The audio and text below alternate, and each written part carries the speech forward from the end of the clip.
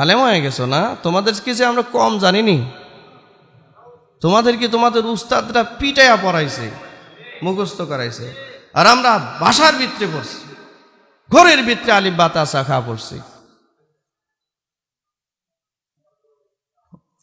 এ কথা শুনে আমার ড্রাইভার, আমি বলি নাই, আমার ড্রাইভার বলে উঠছে,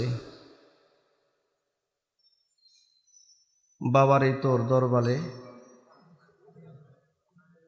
আমি শুনছি না এই কথা, এর আগে শুনি নাই। নতুন করে বলে উঠলো যে বাবারে তোর দরবারে সব। আমি কিন্তু বলি না, আপনারা বলতেছেন। এরপরে সে আর একটু বলছে, নানান ধরনের নানান জাতের ও হরেক রকম কি দিয়া মিলাইছো মেলা। হরেক রকম কি দিয়া মিলাইছো, কি দিয়া মিলাইছে মেলা। আমি বলছি না ড্রাইভার, আমার ড্রাইভারে বললেন তুমি কথা কই শুনলা। হুজুর এটা আমি বলবো কেন, আমাদের দেশে জাতীয় দলের ক্রিকেটাররাও কয়, আমি বলবো কেন। অবাক লাগলো একটু। হ্যাঁ, কষ্ট, ভিতরে কষ্ট। আমি বিনয় সহিত এই মেয়র মহোদয়কে জিজ্ঞাসা করি, আপনি এত জানেন, এত বড় আলেম আপনি, আপনারে মনে হয় জীবনে কেউ পিটাইছে না? আপনি স্কুল কলেজে কোনো শিক্ষকের ধমক টমক বা মায়ের মনে হয় খাইছেন না?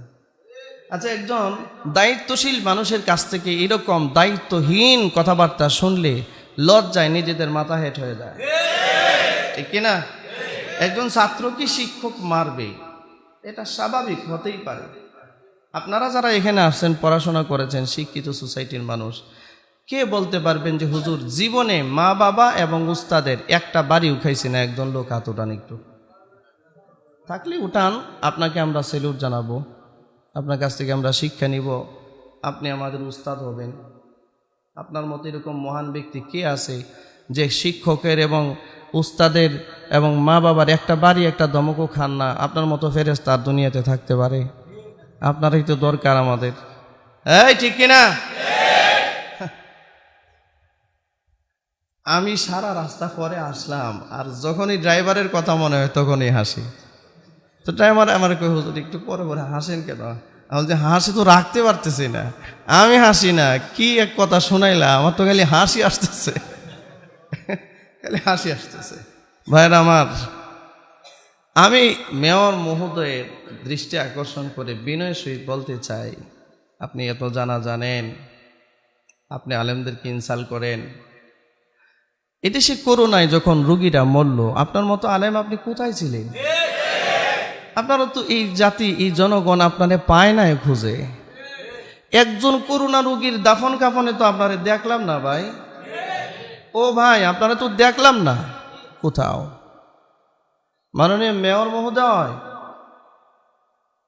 আপনি এত ইলিম নিয়ে জীবনে কয়জন মানুষের জানাজা পড়াইছেন? কথা বলেন।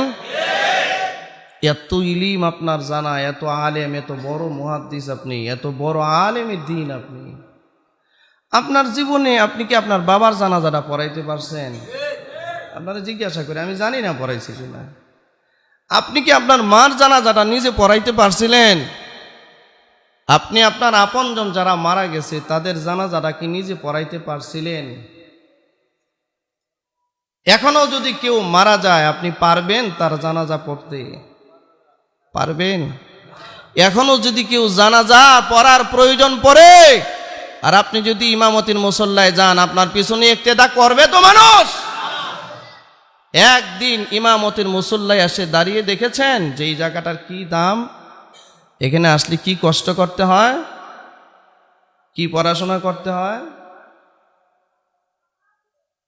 জীবনে একজন মৃত মানুষের দাফন কাফনে আপনাকে পাওয়া গেল না, আপনার এই করোনায় রোগে কত মানুষ মারা গেল, আপনাকে খুঁজে পাওয়া গেল না, ইমামতির মুসল্লায় কোনোদিন আপনাকে পাওয়া গেল না। আপনি বলতেছেন যে আপনার তোদের চেয়ে আমরা কম জানিনি। বড় দুঃখজনক বিষয় হলো, আলেম ওলামাদেরকে খুব তুচ্ছ তাচ্ছিল্য করে কথা বলতেছে, কেউ তো তুই তুকারি করতেছে। কি বলেন? কেউ তুই তুকারি করতেছে, কেউ তুচ্ছ তাচ্ছিল্য করতেছে। কেন রে ভাই, কেন এই কাজগুলো করতেছেন? আলেমরা আপনার কি ক্ষতি করেছে বলেন? কি করেছে আপনার? আলেমদের কি উচিত না যে সত্যটা আপনার সামনে উপস্থিত করা? আলেমদের কি উচিত না মিথ্যাটাকে মিথ্যা বলা? এটা কি উচিত না? এটা বললে কেন আলেমদেরকে শত্রু করতেছে কেন?